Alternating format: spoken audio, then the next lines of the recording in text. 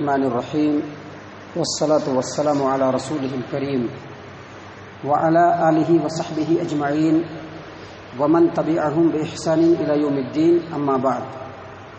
عن أنس بن مالك رضي الله عنه عن النبي صلى الله عليه وسلم أنه قال: إن العبد إذا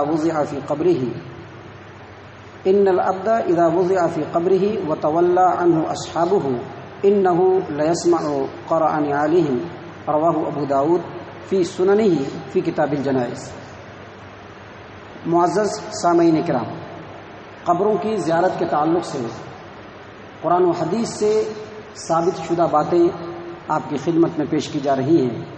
وہ باتیں بیان کی جا رہی ہیں جو قبروں کی زیارت کے وقت جائز، مستحب اور افضل عمل ہے. ان عملوں کو تھوڑا تھوڑا کر کے آپ کی خدمت میں پیش کیا جا رہا ہے. قبروں کی زیارت کے وقت عام طور پر ہمارے سماج و معاشرے کے اندر دیکھا گیا ہے کہ دو طرح کے لوگ پائے جاتے ہیں. بعض لوگ ایسے ہیں جو قبروں کی زیارت کے وقت خاص طور سے چپل اتارتے ہیں. چپل یا جوتا ہوتا ہے، اس کو اتار کر کے پھر قبرستان کے درمیان، قبروں کے درمیان جاتے ہیں. اور بعض لوگ ایسے ہیں جن کا یہ کہنا ہے کہ قبروں کی زیارت کے وقت چپل اور جوتے کا اتارنا یہ منع ہے. ایسا کچھ حدیثوں کے اندر لکھا ہوا نہیں ہے. ہم نے خود مشاہدہ کیا ہے کہ بہت سارے قبرستان کے اندر لوگ چپل پہن کر کے گئے اور بعد میں پوچھا گیا تو انہوں نے بتایا کہ حدیث میں اس کی ممانعت موجود نہیں ہے. تو آپ کو میں سب سے پہلے بتلا دوں کہ قبروں کی زیارت کے وقت جب ہم قبرستان کے اندر داخل ہوں گے تو اس وقت چپل پہن کر کے چلنا شرعی اعتبار سے بالکل ناپسندیدہ عمل ہے. بالکل ناپسندیدہ عمل ہے. قبروں کے درمیان جب قبروں کی ہم زیارت کر رہے ہوں تو اس وقت چپل پہن کر کے چلنا یہ ناپسندیدہ عمل ہے. اور اس کی دلیل صحیح البخاری کی، صحیح سنن ابی داؤد کی صحیح روایت ہے. اس کا جو ثبوت ہے وہ سنن ابی داؤد، سنن ابن ماجہ، سنن نسائی کی روایت ہے. اللہ کے رسول صلی اللہ علیہ وسلم ایک بار قبرستان کی زیارت کے لیے گئے. نبی صلی اللہ علیہ وسلم زیارت کی غرض سے گئے. وہاں زیارت کے بعد اچانک نبی صلی اللہ علیہ وسلم کی نظر پڑی ایک شخص کے اوپر جو جوتا پہن رکھا تھا، چپل پہن رکھا تھا. نبی صلی اللہ علیہ وسلم نے اس کو پکارا اور کہا کہ افسوس ہے تیرے اوپر، تو اپنی چپل کو اتار دے. جب اس شخص نے نبی صلی اللہ علیہ وسلم کو پہچان لیا، سنن ابی داؤد حدیث نمبر 3230 نمبر کی روایت ہے. نبی صلی اللہ علیہ وسلم کو جب اس شخص نے پہچان لیا، فخلع علیہ، اس نے اپنے دونوں جوتے کو اتارا، ورما بہما، اور دونوں کو پھینک دیا. اس حدیث کو سامنے رکھ کر کے حافظ ابن حجر الاسقلانی رحمہ اللہ کا کہنا ہے کہ قبروں کی زیارت کے وقت چپل کو پہن کر کے چلنا یہ بالکل ناپسندیدہ عمل ہے. علامہ ابن القیم رحمہ اللہ سنن ابی داؤد کے اوپر جو تعلیق چلایا ہے، شرح لکھی ہے، اس کے اندر بیان کرتے ہیں کہ قبروں کے اوپر ٹیک لگانے کی جو ممانعت ہے، قبروں کے اوپر جو بیٹھنے کی ممانعت ہے اور قبروں پر چلنے کی جو ممانعت ہے، اگر اس کے اوپر غور و فکر کیا جائے تو پتہ چلتا ہے کہ یہ جو ممانعت ہے وہ اہل قبر کے احترام کی وجہ سے.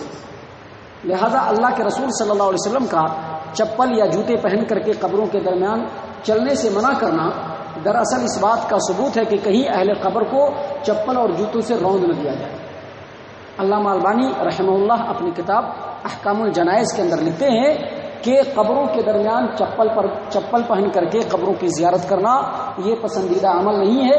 اس عمل سے پرہیز کرنا بہتر ہے. لیکن شریعت کی دوسری دلیلوں کو سامنے رکھ کر کے کچھ اور باتیں پتہ چلتی ہیں. پتہ یہ چلتا ہے کہ آدمی اگر قبرستان کی زیارت کرے گا، قبروں کے درمیان چلے گا، اور اس وقت اس کو اس بات کا احساس ہو، اندیشہ ہو کہ اگر وہ ننگے پیر چلے گا تو گندگی وغیرہ لگ جائے گی، یا کانٹا چبھ جائے گا، یا پیر زخمی ہو جائیں گے، تو ایسی صورت میں اگر انسان چپل اور جوتے پہن لیتا ہے تو اس میں جواز کی صورت ہے. اور اس کی بھی دلیل موجود ہے. اس کی دلیل بھی سنن ابی داؤد کی روایت ہے. سنن ابی داؤد کتاب الجنائز باب المشی بین القبور فی النعل حدیث نمبر 3231 یعنی 3231 نمبر کی روایت. اور یہی روایت تھوڑی تفصیل کے ساتھ صحیح بخاری اور صحیح مسلم کے اندر بھی ہے کہ اللہ کے رسول صلی اللہ علیہ وسلم نے فرمایا کہ جب بندے کو قبر میں ڈال دیا جاتا ہے اور جب اس کے اصحاب جو اس کے گھر والے اہل و عیال جو خیش و اقارب ہوتے ہیں جو دفن میں شریک ہوتے ہیں جب وہ لوٹنے لگتے ہیں انہو لیسمع قرع نعالہم تو وہ جو مردہ ہوتا ہے جو میت ہوتا ہے جو قبر میں ہوتا ہے وہ اپنے ساتھیوں کے جوتے کی آواز کو سنتا ہے. اس حدیث کے ایک باریک پہلو کو سامنے رکھ کر کے محدثین کا یہی کہنا ہے کہ اگر جوتا اتار کر جانے میں ننگے پیر جانے میں کانٹوں کے چبھ جانے کا اندیشہ ہو یا اسی طرح سے پیر میں گندگی وغیرہ لگ جانے کا اندیشہ ہو یا پیر زخمی ہو جانے کا اندیشہ ہو تو ایسی صورت میں ہم جوتے یا چپل پہن کر کے قبرستان کے درمیان چل سکتے ہیں کیونکہ شریعت کی نظر میں سب سے پہلے انسان کی حفاظت ہے. آپ کو معلوم ہے کہ اللہ تبارک و تعالیٰ نے قرآن کریم کے اندر نبی صلی اللہ علیہ وسلم نے اپنے فرمان کے اندر اور مشہور فقہی اصول اور قاعدے کے تحت اللہ تبارک و تعالیٰ قرآن کریم کے اندر فرماتا ہے وَلَا تَقْتُلُوا أَنفُسَكُمْ اپنے نفس کو مت مارو یعنی اپنے آپ کو مت مارو اپنے آپ کو ہلاک مت کرو. لہذا اگر پاؤں میں گندگی لگ جانے کا اندیشہ ہو کانٹے وغیرہ چپ جانے کا اندیشہ ہو یا اسی طرح سے پیر وغیرہ زخمی ہو جانے کا اندیشہ ہو تو ایسی صورت میں جوتا پہن کر کے جا سکتا ہے. اسی طرح سے نبی صلی اللہ علیہ وسلم یہ بھی فرما رکھا ہے کہ اگر انسان کو اپنے فائدے کی چیز جو اس کو دنیا اور آخرت کے اعتبار سے فائدہ پہنچائے ایسی چیز نظر آئے تو اس کی طرف کوشش کرنا چاہیے. اور اسی طرح سے فقہ کا اصول فقہ کا جو فقہ اسلامی ہے اس کا مشہور و معروف قاعدہ ہے الضرورت تبیح المحظورات یعنی اگر کسی چیز کی ضرورت پڑ جائے تو جو چیز ناجائز ہوتی ہے وہ بھی جائز ہو جاتی ہے. ضرورت کا مطلب جان پہ اگر کوئی چیز بنائی اس وقت اگر کوئی ناجائز چیز ہے اور اس چیز کو ہم انجام دے دیں گے تو ہمارا یہ جو ہماری جان پہ جو چیز آئی ہے اس سے ہم بچ جائیں گے تو ایسی صورت میں وہ چیز جائز ہو جاتا ہے.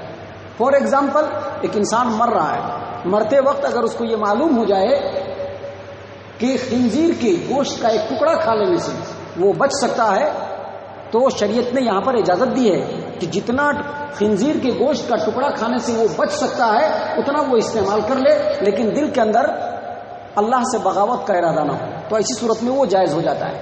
اسی طرح سے انسان اگر قبرستان کے اندر جا رہا ہے پیروں کے اندر گندگی وغیرہ لگ جانے کا اندیشہ ہے پیر کے زخمی ہو جانے کا اندیشہ ہے تو ایسی صورت میں اگر وہ جوتا پہن لیتا ہے تو یہ جائز ہے.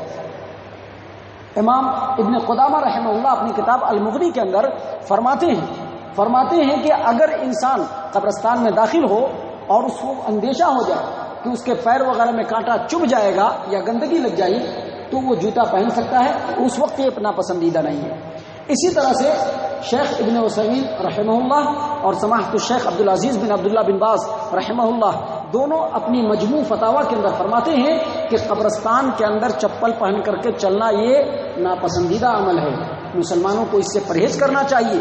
لیکن اگر ضرورت ہو کہ اس کے چلے اس کو پہنے بغیر ہم اندر جا نہیں سکتے ہیں تو ایسی صورت میں اگر پہن کر کے چلا جاتا ہے تو کسی طرح کے کوئی حرج کی بات نہیں ہے. یہ دونوں پہلو ہے جس کو سامنے رکھا جائے اور اسی کو اپنے عمل میں لانے کی کوشش کی جائے. اللہ تبارک و تعالی ہم تمام کو نیک توفیق عنایت فرمائے. آمین یا رب العالمین. وما علینا الا البلاغ المبین.